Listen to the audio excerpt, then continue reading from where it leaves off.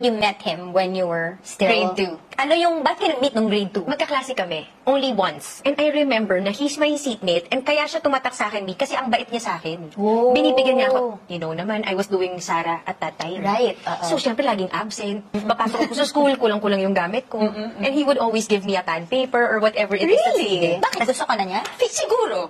Although lately lang namin napag-usapan na nagrabe daw yung kilig niya every time he would see me What do walk you in the mean room. lately? As in like... As in, ito lang, na mag-asawa na kami, napag-usapan namin yung how we remember it. Kasi lagi nga akong absent. So pag pumapasok daw siya, parang, ano ba yan? Ba't wala na naman siya? February na, hanggang March na lang ang pasok. Puro absent pa to. So pag papasok naman ako, siya daw yung joy daw niya, yung parang nagang, uy, naku, nandito siya. Tapos titignan daw niya ako ng matagal. Tapos kapag alam niya na titingnan ako, yung maglo-look away siya, tapos pretending na he's not looking at me. So never ba niya naisip na i-pursue ka? Ang sabi niya, it never crossed his mind. Kasi parang syempre may lumipas Yeah. na yung panahon. Agree, A lot has oo. happened. Life